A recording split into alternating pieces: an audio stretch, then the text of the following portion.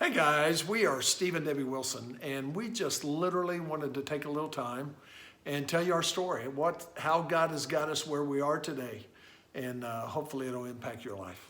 Yeah, in July 15th, 1978, Steve and I said, I do. And to be honest with you, I could not have been more excited about life, about marriage, about ministry.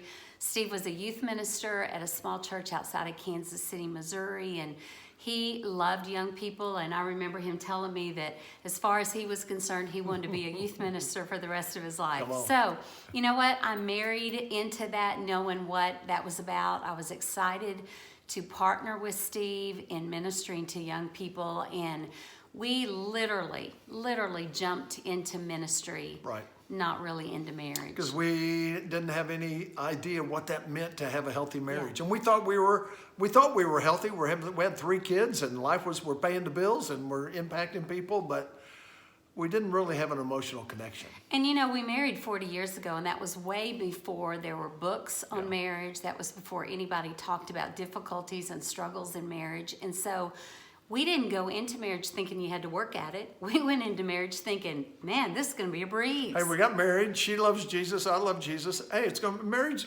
piece of cake. It's going to be easy. So easy. Yeah. But guys, you know, when you look at life, you know that anything really good takes hard work. And so Steve and I just innocently walked into marriage and never put any effort into it. We thought it was going to grow and maintain without us ever giving it any time. Yeah. And so we really did spend the first 12 years of our life pouring into young people, pouring into our church, giving them our very best, and then all the while we are having our own family and starting our own family. And y'all know that raising children is no easy task, and it absolutely will take you away from your own marriage. And so it suffered because of both of those things. And then this is what happened. You know, it wasn't a conscious decision. I think our disconnection from each other was just a slow process. Right. It wasn't an overnight process. But I distinctly remember somewhere around the 7-year mark thinking, you know, I'm losing this man. And it wasn't that I was losing him physically, because he was right there beside me, but I was losing our relationship. I was losing the closeness to him. I felt like I was with a stranger. And so I thought, you know what, I've got to talk to him about this. We've got to do something to make sure our marriage is good. But I talked myself out of it. Why? Because we were tired.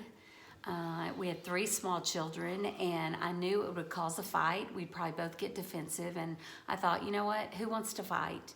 So I remember laying my head down that night thinking, okay, God, will you just make us better? Well, guys, it doesn't just get better. No, if you leave things alone, it'll coast for a while, and then something will happen where Jesus loves you enough to not allow you to keep going the way you're going. Because he's for you. Yes. And he wants your marriage to be great. And so this is what happened. This is just what happened with us. And I don't think our story is unusual. That's I think exactly right. many people just don't talk about it. But this is what happened. It happened to be on a Wednesday night, and Steve always did a youth program on Wednesday nights. We were serving at First Baptist Church, Tyler, Texas, with 3 small children, and our goal on Wednesday nights, I guess we were kind of creatures of habit. Very much. But our goal on Wednesday nights was to finish our youth program, pick up our 3 kids out of childcare in the nursery, and then get them home, get them a snack, get them bathed, and get those boogers to bed as fast as we could, because they were tired and grouchy, and Steve and I were tired and grouchy. And once we would finally get the kids in bed, this is what we did every Wednesday night. And I mean every Wednesday night. Steve would go in the kitchen and pop popcorn. The old-fashioned way. Yeah, because we're old. So that was way before you could put a bag in a microwave. And so he would pop popcorn, and you know, it's still the best popcorn you could ever make. And once he would make the popcorn, he'd bring it into the den, and then we would turn on Johnny Carson. And for any of you that are watching that are really young. Oh, Johnny Carson. Yeah, it's Jimmy Fallon a long time ago. And we'd watch Johnny Carson and just veg out, eat popcorn, watch the show until we got tired enough to go to bed. And that's what we would do every Wednesday night. But that's not what happened this particular Wednesday night. We'd been married 12 years. And like I said, I began to recognize at the 7-year mark, but because we're so good at faking it and just continuing to move on, it didn't hit me for 5 years later. And then that night, I mean, it just hit me. And so this is what happened. Steve brought the popcorn into the den, and he went to pick up the remote control, and I said, Steve, don't turn that on. And, you know, Steve had no clue. I'm not saying men are clueless, but women, if we don't tell them what we're struggling with, they don't have a clue. They don't know. And men think if we have a house, we have a dog, we have cars, we have kids, we have sex every once in a while, everything that's must what be she good. wants. She's not griping. It must be good. So anyway, Steve went to pick up the remote control, and I looked at him and I said, Steve, don't turn that on. And, you know, I say bless his heart because he thought that meant something great was about to happen, if you know what I mean. Thank you.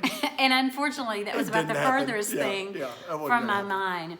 But I looked at Steve, and I think at that point I was numb, and I really don't think I cared how I said it or what came out of my mouth. And so this is what I said to him that night.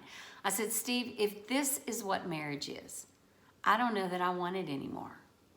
And I'm telling you, we hit a crisis. It was not divorce that I wanted, but I had to get our attention. Something had to shake us up because we were going to lose each other eventually if we continued down the path of never making our marriage a priority, That's right. never pouring anything into it.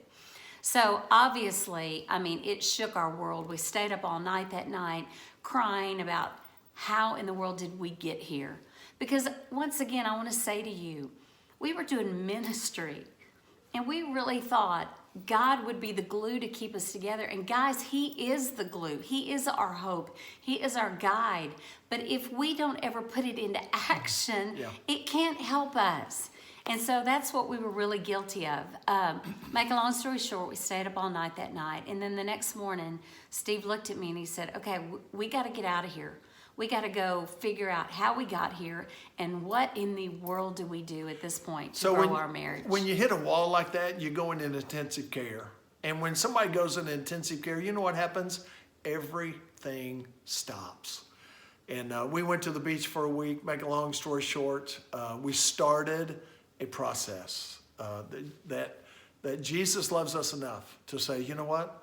We're not going to live like this the rest of our life. Because if you live like this the rest of your life, you get 60, 70 years old, you end up a bitter old person. And Jesus loves you enough to say, you know what? I don't want you to be like that. And he will pull the rug of life out from underneath you. It doesn't matter how young or how old, He loves you enough to say, you know what? I'm going to put you in intensive care a little bit because I want to reconnect the two of you. And we're realistic, guys. It was not fun. It took 4 years, to be honest with you. 4 years for us to get to the point of going, you know what? I love you a lot, but you know what? I am really starting to like you. And at the 12-year mark, I don't know that we loved it. We knew we loved each other. But I think we liked each other, but we didn't have time to check. And I think one of the reasons it took 4 years is because it is so easy for relationships to go back to the routine. Yeah. It's easy for us to get stuck in a rut. We'll work hard at something for a few days and then we want to just take off. Yeah. And guys, in marriage, you really can't take off. And it is a life process. A daily process. Of figuring out how to love this person, how to put this person's needs before my needs. It is a journey to figure out how to live a marriage the way God designed it to be. And we unmastered it. We are still working on it, but I will tell you this, it's in the forefront of our mind all the time. We want to intentionally pour into our relationship. We do a lot together. We obviously have a marriage ministry that we teach marriage conferences, and that's a sweet part of this relationship that kind of keeps us on our toes. So if the rug of life's been pulled out from underneath you, it's probably the worst time of your life. Yeah, it's a bummer. Can I give you hope? It's the beginning of the best, better than what you could have ever dreamed of, because you had gotten to a point where you couldn't go any further. And God says, you know what, I'm just going to push you off the cliff. And when He pushes you off the cliff, He is there, boom. He will catch you and take you to further in your marriage than you ever dreamed. So that's a little bit of our story. There's a whole lot more about what God has done. But we wanted you just to get a little glimpse into our heart, into our passion, and into what we know God can do in your marriage.